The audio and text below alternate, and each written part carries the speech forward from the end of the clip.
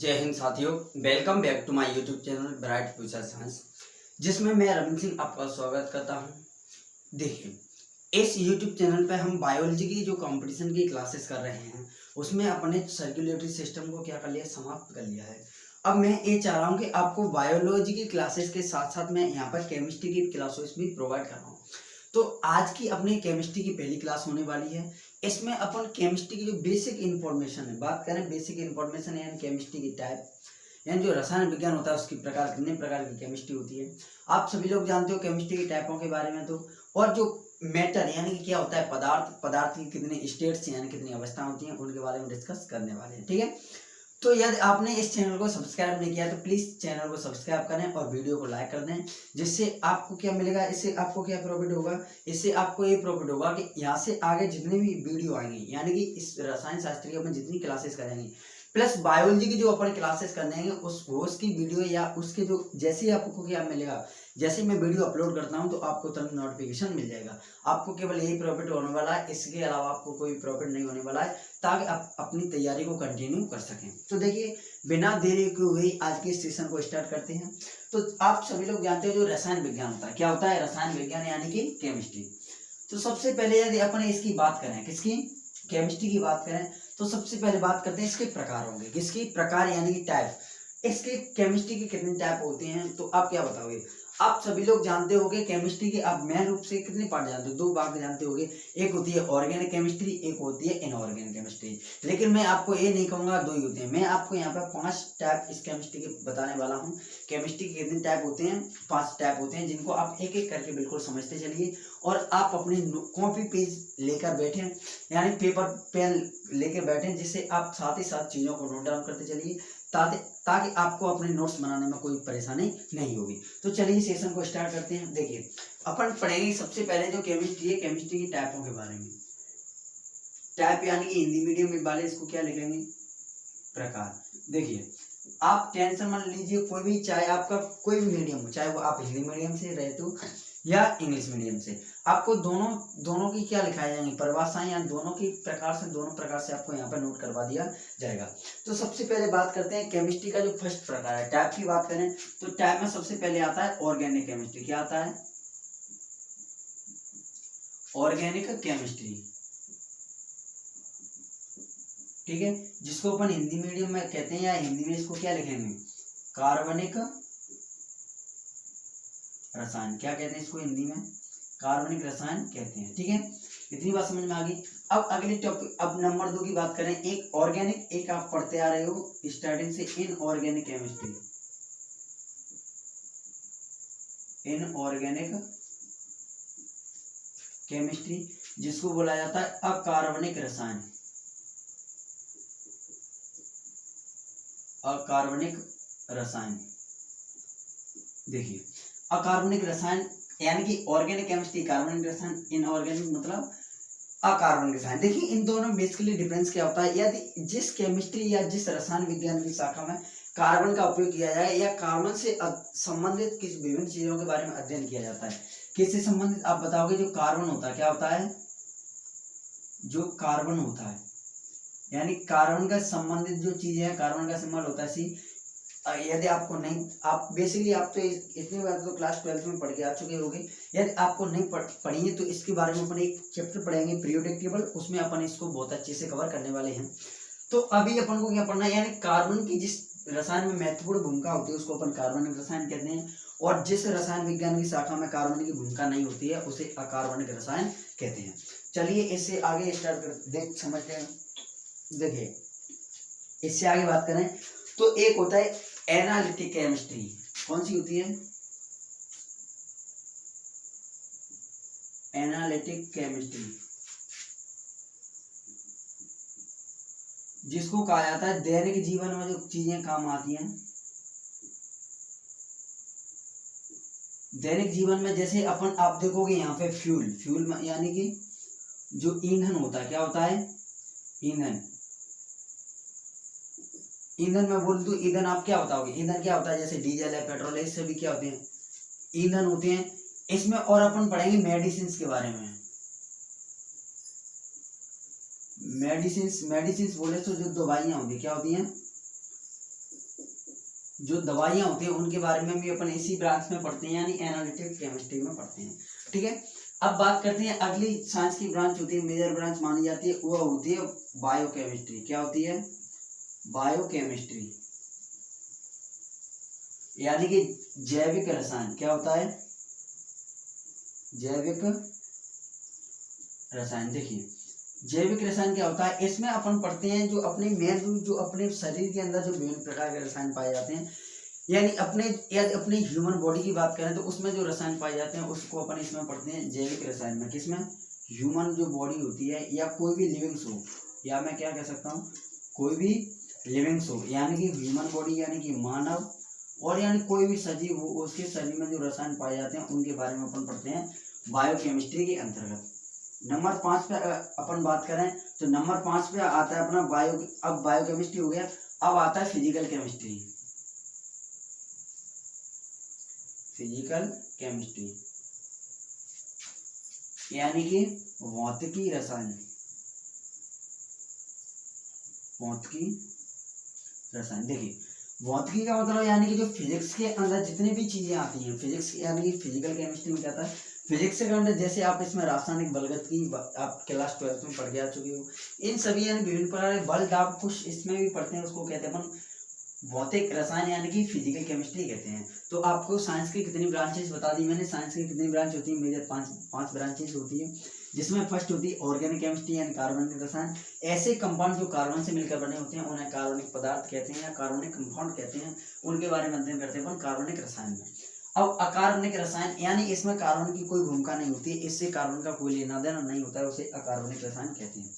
Analytical chemistry क्या होती है, दैनिक जीवन में जो चीजें अपने काम आती हैं, जैसे फ्यूल है, मेडिसिन यानी दवाइयाँ और ईंधन है, उनके बारे में अपन अध्ययन किसमें अध्ययन करते हैं, एनालिटिकल केमिस्ट्री में।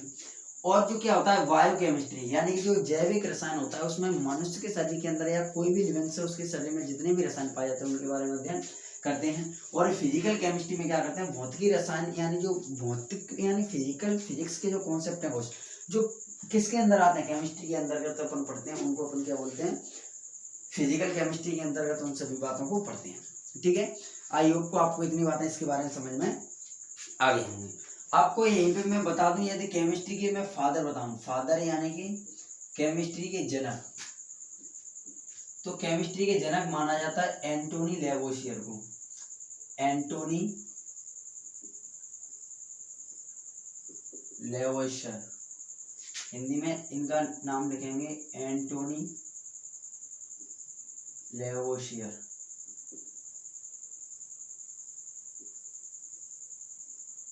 एंटोनी लेवोसियर यानी जनक यानी फादर ऑफ केमिस्ट्री अपन किसको बोलेंगे, एंटोनी लेवोसियर को।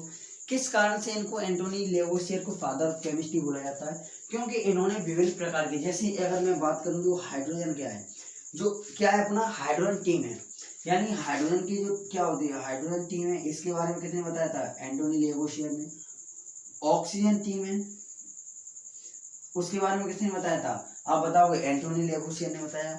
इसके बाद जो कंबस्टन थ्योरी है, क्या है, कंबस्टन थ्योरी,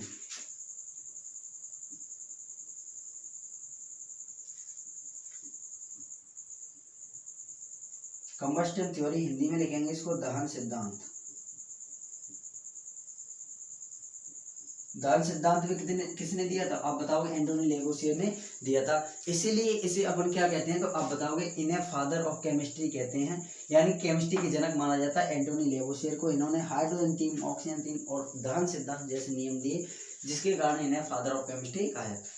आई होप को आपको इतनी बातें समझ में आ गई। यदि आपने इस चैनल को अभी तक सब्सक्राइब और वीडियो को लाइक नहीं किया तो प्लीज इस वीडियो को लाइक करें। चलिए ठीक है, इससे आगे देखते हैं क्या है इसमें। अपन ने इसकी टाइपों के बारे में अध्ययन कर लिया, टाइप हो गए। अब बात करते हैं इसकी स्टार्टिंग कहाँ से मानी जाती है केमिस्ट्री की, इसको मैं साफ कर देता हूँ। देखिए ऐसा माना जाता है कि जो इजिप्ट है, इजिप्ट यानी कि एक देश का नाम है, कंट्री है इजिप्ट कंट्री, उसमें एक नदी है, उसमें एक क्या मिला, काली मिट्टी का ढेर मिला, यानी कि ब्लैक सॉइल।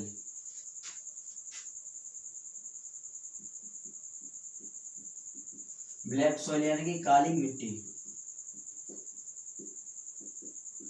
क्या बताओगे, काली मिट्टी का ढेर मिला, जिसमें बाद में अध्ययन करने के बाद वैज्ञानिकों द्वारा क्या किया, अध्ययन किया और पता चला कि यह काली मिट्टी नहीं बल्कि इसमें कुछ प्रमुख क्या होते हैं, इसमें कुछ विभिन्न प्रकार के या प्रमुख क्या है, इसमें रसायन है, क्या है इसमें कुछ विभिन्न प्रकार के केमिकल्स हैं, विभिन्न प्रकार के क्या है केमिकल्स हैं। इस यानी किसमें, एक इजिप्ट में एक नदी है काली नदी, क्या बोला जाता है इसको, काली नदी कहा जाता है, जिसमें क्या मिला था, एक ब्लैक सोइल का एक टापू या एक आप जो कह सकते हो उसको एक ढेर मिला था। उसमें अध्ययन करने के बाद वैज्ञानिकों द्वारा पता लगाया कि यह एक काली मिट्टी का ढेर नहीं बल्कि इसमें कुछ विभिन्न प्रकार के रसायन यानी केमिकल्स हैं। तो यहीं से क्या मानी जाती है, केमिस्ट्री की शुरुआत मानी जाती है। ठीक है, यानी कि इसकी केमिस्ट्री की शुरुआत कहाँ से होती है, तो आप बताओगे इजिप्ट में जो एक नदी है, कहाँ पे, इजिप्ट में, इजिप्ट एक कंट्री का नाम है, इजिप्ट में एक ब्लैक रिवर है यानी काली नदी है, उसमें एक काली मिट्टी का ढेर मिला जिसमें कुछ विभिन्न प्रकार के रसायन थे। वैज्ञानिकों ने इसके बारे में अध्ययन किया और पता लगाया कि यह कुछ रसायन हैं जिसके कारण यहीं से अपन क्या मानते हैं, अब बताओगे यहीं से क्या माना जाता है, इस केमिस्ट्री की शुरुआत मानी जाती है। ठीक है, अब तो देखिए, अब इतनी बात यदि आपको याद है तो चलिए अब अपन आगे बढ़ते हैं। अब बात करते हैं, सबसे पहले किसकी बात करें, यदि बात करूं मैं इस यूनिवर्स की बात करूं, इस यूनिवर्स यानी कि इस संसार की बात करूं मैं, तो देखिए इस संसार में केवल दो प्रकार की चीजें पाई जाती हैं। देखिए क्या पाई जाती हैं, या तो वो अपने आप में क्या होंगे, लिविंग्स यानी कि क्या होंगी, सजीव, या वो अपने आप में क्या होंगी, नॉन लिविंग्स, क्या होंगी, नॉन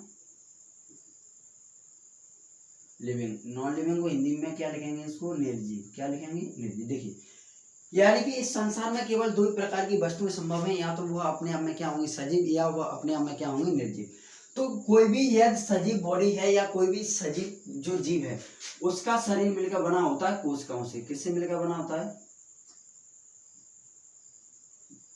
कोशिकाओं से मिलकर बनाता है, जिनको अपन इंग्लिश में कहते हैं सेल्स, क्या कहते हैं, सेल्स कहते हैं। यानी जितने भी सजीव हैं इस यूनिवर्स में, जितने भी सजीव सर्वाइव करते हैं उनका शरीर मिलकर बना होता है कोशिकाओं से। यानी कि बायोलॉजी के अंतर्गत यही पढ़ाया जाता है। जब अपन बायो की क्लासेस करेंगे उनमें मैं आपको बताऊंगा कि सजीव होने का क्या गुण है, किसी का शरीर केवल किससे मिला हो, कोशिकाओं से मिलकर बना होता है, उसी को अपन क्या कहते हैं, सजीव कहते हैं। तो सेम इसी तरह यदि मैं बात करूँ निर्जीवों की, तो निर्जीवों की जो बॉडी होती है, निर्जीवों की क्या होती है, जो बॉडी होती है वह मिलकर बनी होती है एटम से, किससे मिलकर बनी होती है, एटम, जिसे कहा जाता है परमाणु, क्या कहा जाता है, परमाणु कहा जाता है। जैसे यदि मैं बात करूं इस मार्कर की, तो इस मार्कर, यह मार्कर किससे मिलकर बना है, तो आप क्या बताओगे, परमाणुओं से, क्योंकि यह क्या है, निर्जीव वस्तु है। यदि मैं इस बोर्ड की बात करूं तो बोर्ड क्या है, एक निर्जीव वस्तु है, यानी कि इसमें क्या है, बोर्ड में निर्जीव है, तो यह किससे मिलकर बना होगा, एटम से मिलकर बना होगा। तो सबसे पहले बात करते हैं, यह जो एटम होता है, क्या होता है, एटम।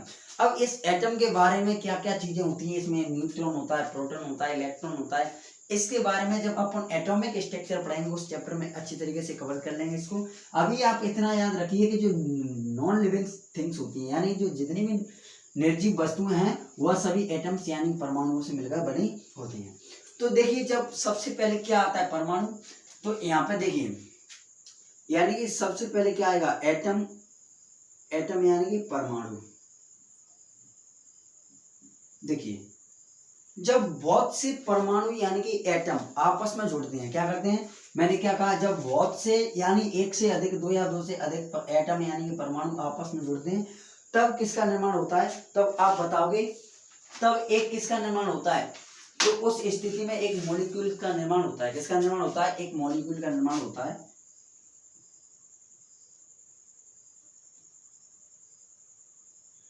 मॉलिक्यूल्स, जिसको हिंदी में कहते हैं अपन अणु, क्या कहते हैं, अणु। देखिए मैंने क्या कहा, जब विभिन्न प्रकार के परमाणु या एक, दो या दो से अधिक परमाणु आपस में क्या हो जाते हैं, मिल जाते हैं, तो किसका निर्माण होता है, आप बताओगे, तो उस कंडीशन में एक मॉलिक्यूल यानी कि एक अणु का निर्माण होता है। अब इससे आगे देखिए, सेम इसी तरह जब विभिन्न प्रकार के मॉलिक्यूल्स यानी कि अणु आपस में जुड़ती हैं तो एक एलिमेंट का निर्माण होता है। किसका निर्माण होता है, एक एलिमेंट, एलिमेंट जिसको अपन बोलते हैं तत्व, क्या बोलते हैं, तत्व कहते हैं। यानी कि किसी भी एलिमेंट में विभिन्न प्रकार के अणुओं का, विभिन्न प्रकार के नहीं बोल सकते, यानी कि सेम एक ही प्रकार के अणुओं का क्या होगा, संयोग होगा। संयोग यानी विभिन्न प्रकार के अणुओं का जो समूह होगा उसी को अपन क्या बोलते हैं, एलिमेंट यानी कि तत्व कहते हैं।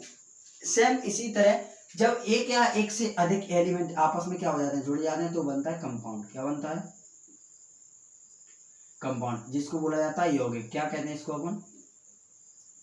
यौगिक कहते हैं। ठीक है, देखिए सबसे पहले क्या बना, आप क्या बताओगे? एटम। जब एटम के विभिन्न प्रकार के एटम मिलते हैं तो एक मॉलिक्यूल बनता है। जब एक से अधिक मॉलिक्यूल आपस में मिलते हैं तो क्या बनता है? एलिमेंट बनता है। एलिमेंट यानी तत्व बनता है। जब दो या दो से अधिक तत्व आपस में क्या कर लेते हैं, आपस में मिल जाते हैं, तो एक कंपाउंड। कंपाउंड यानी कि एक यौगिक बनता है। इतनी बात समझ में आ गई। अब बात करते हैं इससे आगे की, जब कंपाउंड भी क्या करते हैं, दो या दो से अधिक कंपाउंड जब आपस में मिल जाते हैं तब बनता है एक मैटर। मैटर, या इसको दूसरा नाम दे सकते हैं, और क्या दे सकते हैं इसको? सबस्टेंस। सबस्टेंस हिंदी में क्या कह सकते हैं इसको? पदार्थ या द्रव्य। देखिए एक यहाँ पर पदार्थ या द्रव्य, द्रव्य एक अलग चीज है, और एक आप देखोगे द्रव। क्या देखोगे? केवल द्रव। तो द्रव एक पदार्थ की स्टेट होती है, यानी कि जो मैटर होता है उसकी क्या होती है? एक स्टेट, यानी कि एक अवस्था होती है। क्या होती है? द्रव। लेकिन यहाँ पे अपन ने यूज किया द्रव्य। द्रव्य और द्रव में बहुत अंतर है, इसीलिए आपको कंफ्यूज नहीं होना है। देखिए मैंने क्या कहा, जब विभिन्न प्रकार के एटम्स आपस में मिलते हैं तो एक मॉलिक्यूल बनता है। जब मॉलिक्यूल आपस में जुड़ते हैं तो एक एलिमेंट बनता है। और जब एलिमेंट आपस में जुड़ते हैं तो आप क्या बताओगे? एलिमेंट जब आपस में जुड़ते हैं तो एक कंपाउंड बनता है। इसी तरह जब कंपाउंड आपस में जुड़ते हैं तो एक मेटल यानी कि एक सबस्टेंस, जिसे अपन कह सकते हैं पदार्थ या सबस्टेंस बनता है। ठीक है, इतनी बात आपको समझ में आ गई। अब बात करते हैं मैटर होता क्या है। अब बात क्या किसकी करते हैं? मैटर की। तो मैटर क्या होता है? देखिए मैटर को समझिए, क्या होता है मैटर। देखिए मैटर यानी कि पदार्थ, या अपन इसको क्या नाम दे सकते हैं? Substance. Matter and substance. Substance and नहीं, इसी को कह सकते हैं। और मैटर एंड सबस्टेंस यानी कि क्या कहेंगे हिंदी में इसको? पदार्थ या द्रव्य। देखिए पदार्थ या द्रव्य अपन किसको बोलते हैं, इसकी अगर परिभाषा लिखें तो आप क्या लिखोगे इसकी परिभाषा? देखिए एनीथिंग दैट हैज सम, लिखिए आप नोट कीजिए, एनीथिंग दैट हैज सम। देखिए यानी ऐसी कोई भी, एनीथिंग दैट हैज सम यानी ऐसी कोई भी चीज या ऐसी कोई वस्तु, दैट हैज सम मास, यानी मास यानी का उसका क्या हो कुछ, सम मास एंड ऑक्यूपाइड, एंड क्या? ऑक्यूपाइज। क्या लिखेंगे इसको? ऑक्यूपाइड नहीं, ऑक्यूपाइज क्या? स्पेस। स्पेस यानी कि जगह। देखिए यानी कि हिंदी में क्या लिखेंगे? कोई भी ऐसी चीज, कोई भी ऐसी वस्तु या कोई भी ऐसी वस्तु लिख दो यहाँ पे, जिसका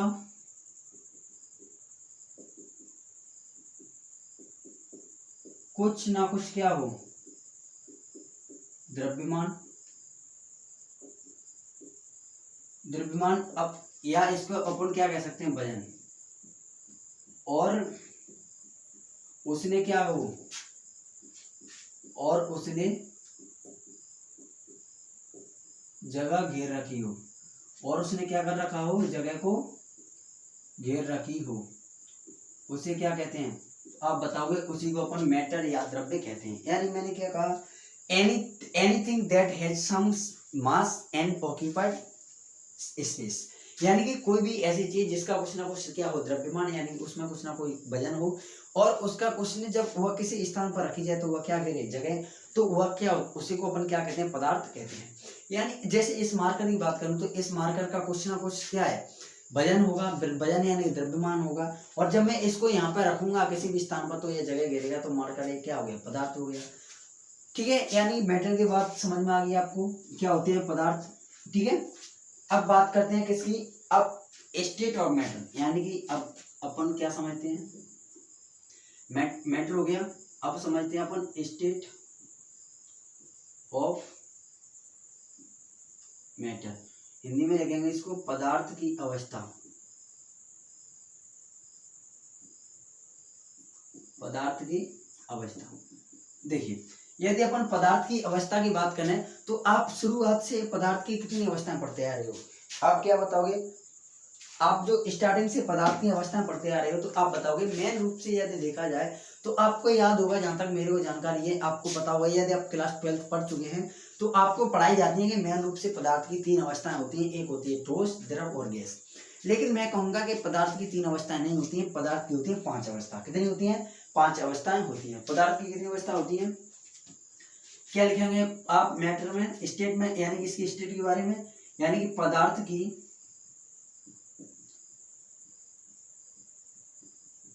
5 अवस्था होती हैं। पदार्थ की मुख्य रूप से कितनी अवस्था होती है? 5 अवस्थाएं होती हैं, जिनमें से सबसे पहले यदि बात करें तो पहली स्टेट होती है सॉलिड। क्या होती है? पहली होती है सॉलिड, जिसे हिंदी में कहते हैं अपन ठोस, नोट कहते चलिए आप साथ ही साथ। और दूसरी होती है लिक्विड, लिक्विड यानी जिसको अपन क्या बोलते थे? तरल, या इसी को नाम दे देते हैं द्रव। ठीक है। नंबर 3 पर आती है गैस, गैस को हिंदी में सेम लिखेंगे गैस। नंबर 4 पे आप देखोगे एक होती है इसकी प्लाज्मा स्टेट। कौन सी? प्लाज्मा, हिंदी में सेम नाम है इसका प्लाज्मा। ठीक है। अब एक स्टेट होती है इसकी BEC, जिसकी फुल फॉर्म होती है वॉश। इसकी फुल फॉर्म जब इसको समझेंगे उसी समय समझ लेंगे। देखिए यानी मेन रूप से पदार्थ की आपको मैंने कितनी अवस्थाएं बताई, तो आप बताओगे पदार्थ की मुख्य रूप से 5 अवस्थाएं होती हैं। एक होती है सॉलिड यानी ठोस, एक होती है लिक्विड यानी तरल या द्रव, एक होती है गैस यानी गैस को गैस ही बोलते हैं, प्लाज्मा को प्लाज्मा ही बोलेंगे, और BEC यानी वॉश आइंस्टीन कंडन स्टेट। ठीक है। इसके बारे में समझते हैं, यानी पदार्थ की आपको मैटर की जो स्टेट्स हैं उनके बारे में पता चल गया। पदार्थ की कितनी अवस्थाएं? 5 होती हैं। अब 1 बाय 1 इनके क्या करते चलते हैं, 1 बाय 1 इनके बारे में समझते हैं। ठीक है। तो देखिए सबसे पहले अपन क्या स्टार्ट करेंगे? Solid state. चलिए तो आप नंबर 1 पे हेडिंग क्या बनाएंगे? Solid state. मैं इसको रफ करता हूँ और 1 बाय 1 आपको समझाते हुए आपको पढ़ाता चलता हूँ। आप इसको, मेरे क्या है, आपको क्या करना है, केवल आपको पेन पेपर लेके बैठना है और साथ ही साथ जो चीजें पढ़ाई जा रही है उनको नोट करना है, और बाद में इसको क्या करना है, इनका चिंतन करना है, यानी इसका मनन करना है। तो सबसे पहले यदि बात करें अपन सॉलिड स्टेट की, किसकी? Solid state. नंबर 1 पे क्या आता है अपना? Solid state. हिंदी में क्या कहेंगे इसको? ठोस अवस्था। देखिए ठोस अवस्था क्या होती है इसके बारे में समझते हैं। देखिए कोई भी सब्सटेंस ऐसा, यानी कोई भी पदार्थ होता है भाई, सॉलिड स्टेट भाई क्या है? पदार्थ की अवस्था है। तो पदार्थ की अवस्था यदि सॉलिड है, क्या है? पदार्थ की अवस्था।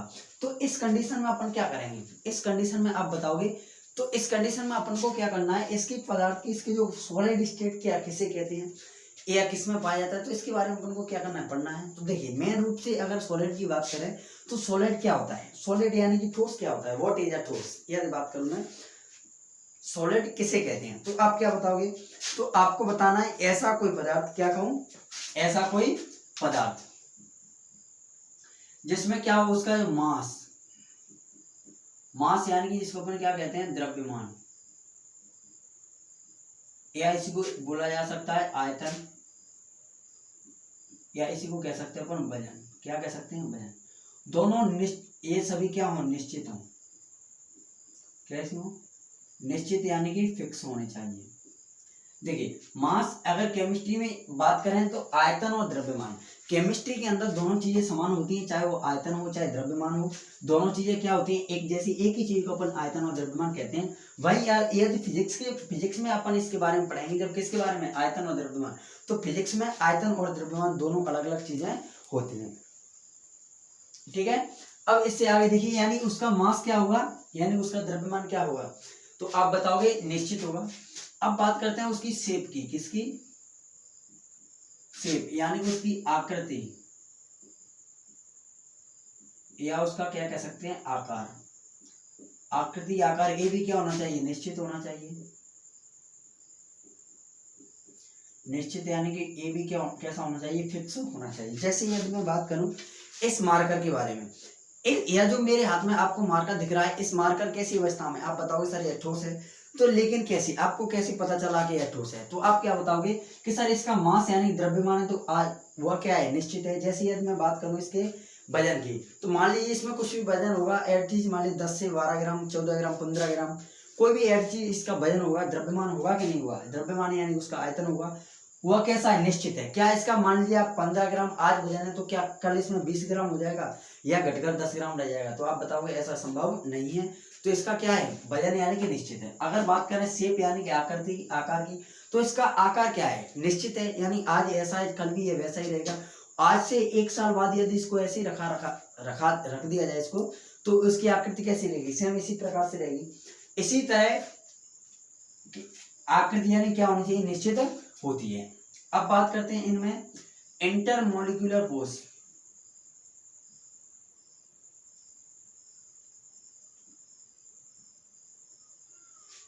जिसको हिंदी में कहा जाता है अंतर आणविक आकर्षण बल, अंतर आणविक आकर्षण बल। देखिए इंटरमोलिक्यूलर फोर्स क्या होता है, या अंतर आणविक आकर्षण बल क्या होता है, इसको समझते हैं। देखिए जब कोई भी व्यक्ति है, कोई भी पर्सन है, जैसे मान लीजिए यदि मैं किसी की बात करूं, किसी व्यक्ति की, तो उसमें क्या, उसके जीवन में क्या होता है, देखिए यदि उसकी किसी व्यक्ति की शादी हो चुकी है, क्या हो चुकी है, शादी, तो उस व्यक्ति की शादी में उसकी जो वाइफ होगी, उसकी वाइफ यानी कि उसकी पत्नी होगी, उसके प्रति उसका क्या रहेगा, उसकी जो प्रेम यानी कि उसको प्रेम करने की भावना क्या रहेगी, अधिक रहेगी। यानी दो जो व्यक्ति हैं, जैसे वाइफ एंड हस्बैंड, दोनों पति पत्नी जो हैं, उनके बीच लगाव क्या रहेगा, कुछ अलग ही प्रकार का रहेगा, अलग प्रकार का रहेगा नहीं रहेगा। यानी अणुओं के मध्य, यानी जो वाइफ और जो हस्बैंड है, वह दोनों क्या एक प्रकार के मॉलिक्यूल यानी अणु हैं, तो उनके मध्य जो एक विशेष प्रकार का बल लगता है, यानी जो प्यार मोहब्बत वाला क्या लगता है, बल लगता है, उसी को अपन क्या कहते हैं, इंटरमोलिक्यूलर फोर्स कहते हैं। क्या कहते हैं, इंटरमोलिक्यूलर फोर्स कहते हैं, यानी अंतर आणविक आकर्षण बल कहते हैं। तो देखिए अब अंतर आणविक आकर्षण बल कैसे समझते हैं, जैसे देखिए ये सभी क्या है, मॉलिक्यूल है, मॉलिक्यूल यानी कि यह अणु है,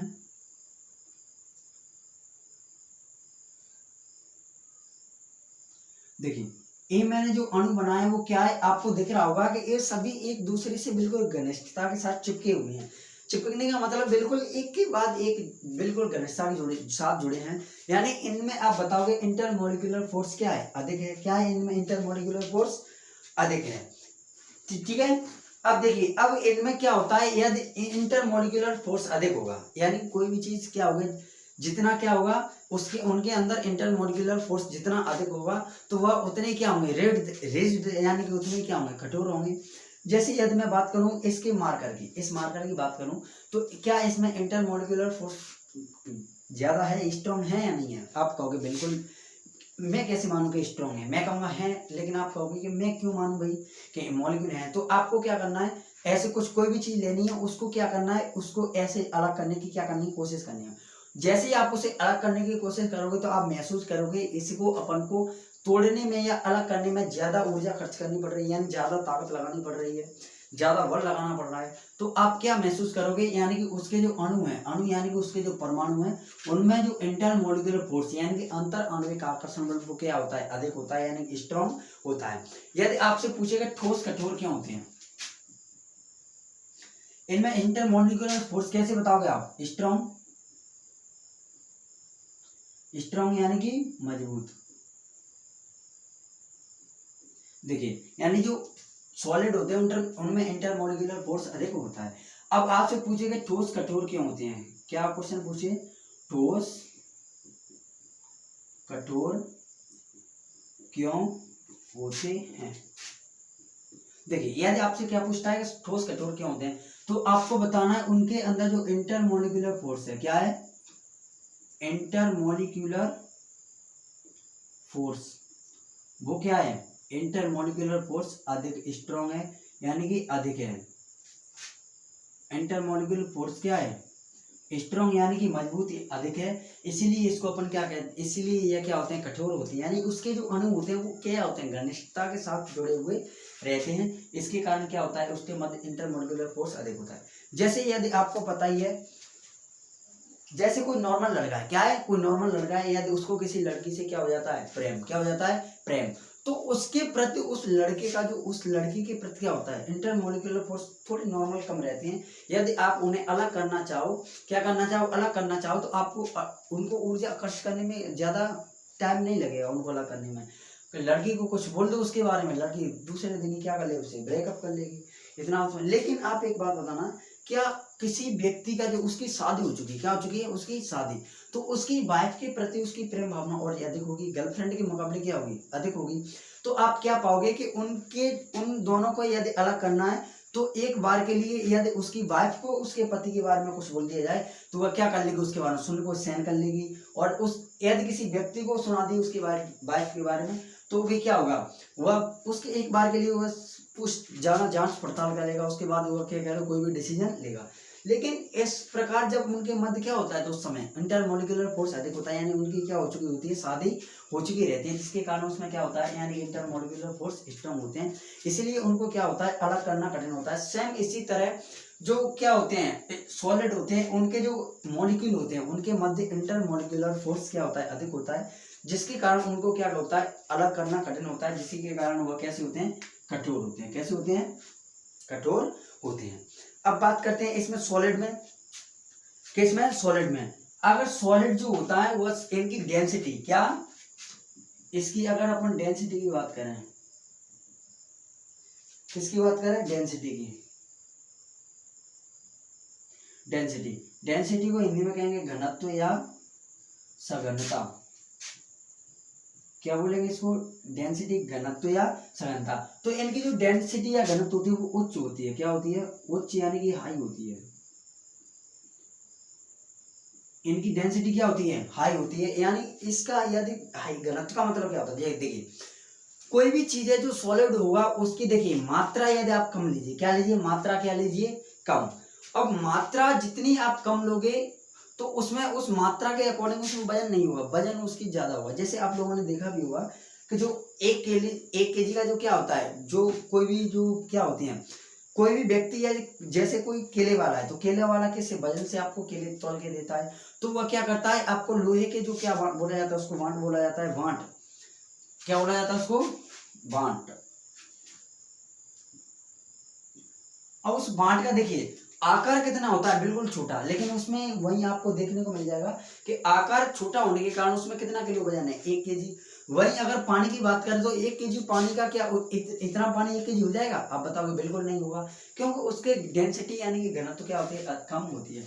अब इसका घनत्व अधिक क्यों होता है, तो आप बताओगे क्योंकि इनमें इंटरमोलिकुलर फोर्स क्या होता है, अधिक होता है, जिसके कारण उसके अणु क्या होते हैं, आपस में जुड़े रहते हैं, और उसके घनत्व यानी डेंसिटी या सघनता उसमें अधिक होती है। सघनता का मतलब तो आप सभी लोग जानते हो, जैसे किसी क्लासरूम में यदि मान लीजिए सभी बच्चे बैठे हुए हैं, अगर वह पास पास बैठे हैं तो उनमें सघनता अधिक है। अगर वह एक टेबल पर एक बच्चा बैठा है और दूरी दूरी पर बैठे हैं तो उनके बीच सघनता बहुत ही कम है। यह होता है सघनता का मतलब, ठीक है। अब इससे आगे बात करते हैं इसमें, किसमें, इसके डेंसिटी की। डेंसिटी क्या होती है, इनकी घनत्व अधिक होता है। अब इंटरमोलिकुलर फोर्स आपको समझ में आ गया, क्या होता है, अणुओं के मध्य। जैसे मान लीजिए इसको अपन यहाँ पर समझिए, इधर देखिए, जैसे मान लीजिए ए कोई अणु है और ए भी कोई अणु है, तो इन दोनों के मध्य जो क्या लगेगा, फोर्स, क्या लगेगा, फोर्स, यानी कि इन दोनों के मध्य क्या लगेगा, बल। जो बल लगेगा उसी को अपन क्या कहते हैं, इंटरमोलिकुलर फोर्स कहते हैं, यानी अंतर आणविक आकर्षण बल कहते हैं। और अंतर आणविक आकर्षण बल किसी भी चीज में जितना ही अधिक होगा तो उसकी डेंसिटी यानी घनत्व उतनी अधिक होगी, और वह उतना ही क्या होगा, उतना ही वह चीज कठोर होगी। आई होप को आपको ठोस के बारे में इतनी बात जानकारी समझ में आ गई होगी, और इंटरमोलिकुलर फोर्स भी समझ में आ गया होगा। यदि आपने इस वीडियो को लाइक नहीं किया तो प्लीज मेरी वीडियो को लाइक कर दें और चैनल को सब्सक्राइब करना ना भूलें। चलिए इससे आगे देखते हैं, अपन नेक्स्ट स्टेट के बारे में समझते हैं। देखिए अभी अपन ने क्या समझ लिया, सॉलिड स्टेट नंबर 1 पे। अब क्या आता है अपना, लिक्विड स्टेट। कौन सी स्टेट आती है, लिक्विड स्टेट। अब नंबर 2 पे आप हेडिंग बनाइए, लिक्विड स्टेट। लिक्विड यानी कि तरल अवस्था या द्रव अवस्था जिसको अपन बोल सकते हैं।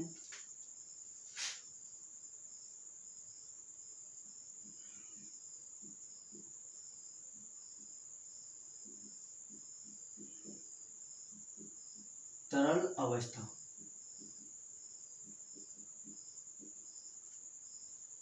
इसको यहां पर लिख लीजिए,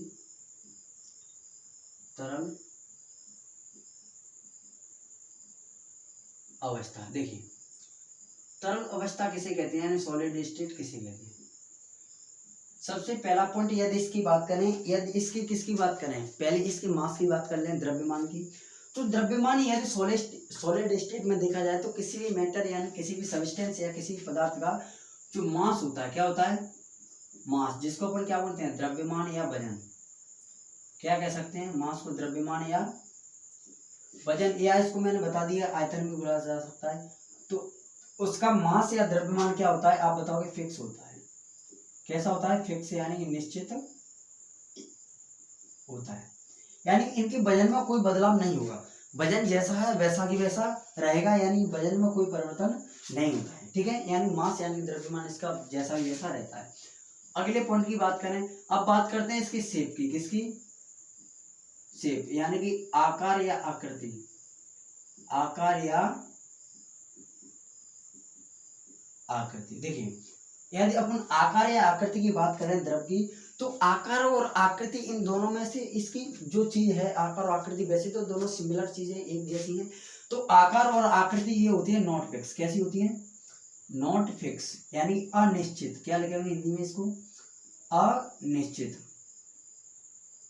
ठीक है, यानी कि इसकी आकृति क्या होती है, अनिश्चित होती है। जैसे यदि बात करें तरल अवस्था की, तो समझिए तरल अवस्था में क्या होता है, तरल अवस्था में द्रव, कोई भी द्रव होता है, जैसे मान लीजिए जल को लेके चलिए, आप जल समझिए, जल किस अवस्था में होता है, आप सभी लोग जानते हो कि जल होता है द्रव अवस्था में। लेकिन वह क्यों होता है, यदि मैं जल की बात करूं तो 1 लीटर, जैसे मान लीजिए मैंने जल ले लिया, कितना ले लिया आप बताओगे, 1 लीटर।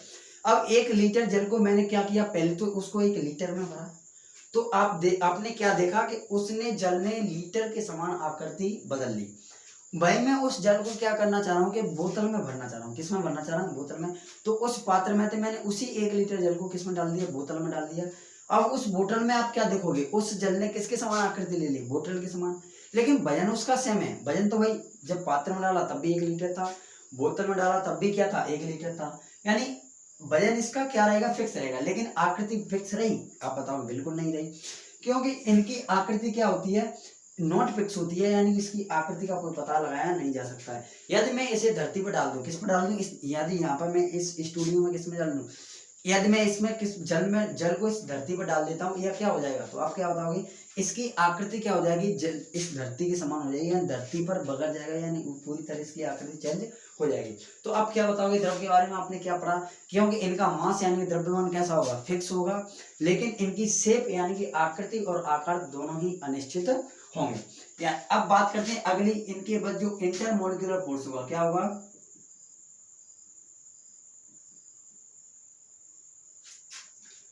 इंटरमोलिकुलर फोर्स, हिंदी में क्या कहेंगे इसको, अंतर आणविक आकर्षण बल, अंतर आणविक आकर्षण बल। देखिए अंतर आणविक आकर्षण बल इनके मध्य क्या होगा, देखिए अंतर आणविक आकर्षण बल इनमें क्या होगा, ठोसों की तुलना में, किसकी तुलना में, जो अपने क्या होते हैं, ठोस होते हैं, क्या होते हैं, सॉलिड।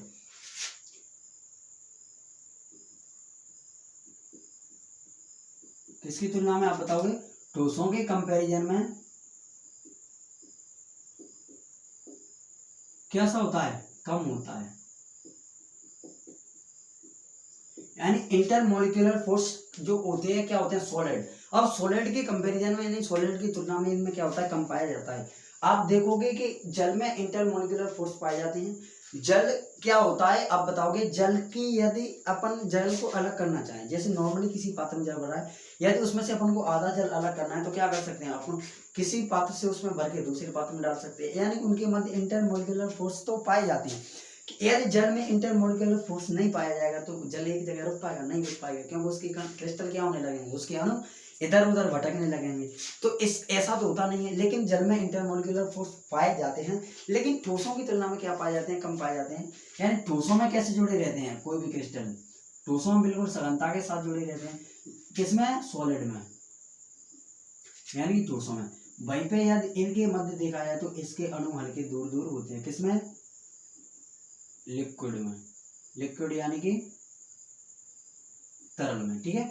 यानी इसके अणु क्या होते हैं, थोड़ी हल्की दूरी दूरी पर पाए जाते हैं। यानी इंटरमोलिकुलर फोर्स किसके कंपैरिजन में, सॉलिड के कंपैरिजन में क्या होता है, थोड़ा कम होता है, ठीक है।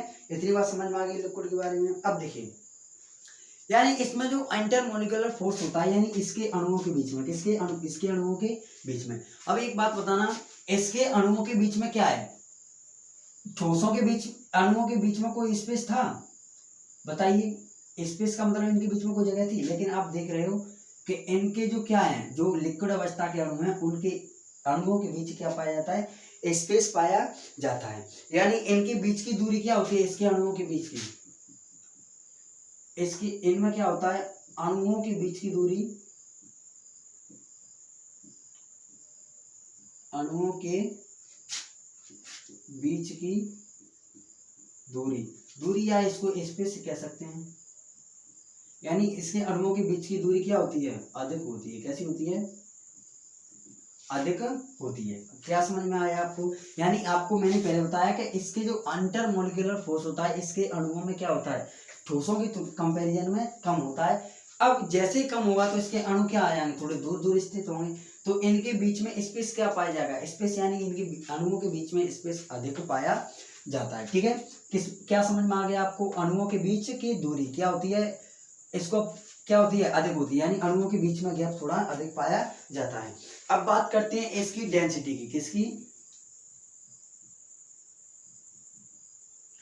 जिसको अपन क्या बोलते हैं, घनत्व या सघनता, क्या बोलते हैं, घनत्व या सघनता। देखिए, अब घनत्व या सघनता क्या होती है, ठोसों की तुलना में कम, किसकी तुलना में, ठोसों की तुलना में कम होती है, ठीक है। यानी कि डेंसिटी जो ठोस होंगे उनकी तुलना में क्या होगी, डेंसिटी यानी कि घनत्व ठोसों की तुलना में यहाँ पे कम होगा, यानी सघनता इसमें क्या पाई जाएगी, इसके अणुओं में सघनता कम पाई जाएगी, किसकी कंपैरिजन में, ठोसों की तुलना में।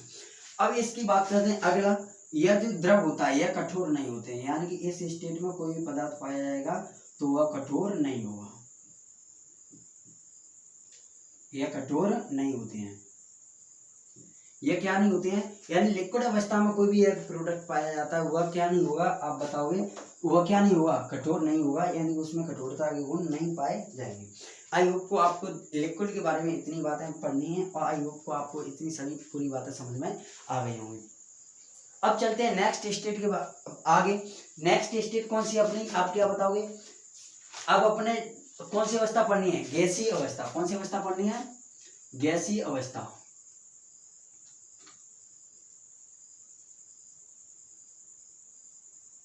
इनको मैं लिखा रहने देता हूं, जैसे हैं वैसे लिखे रहने दो इनको।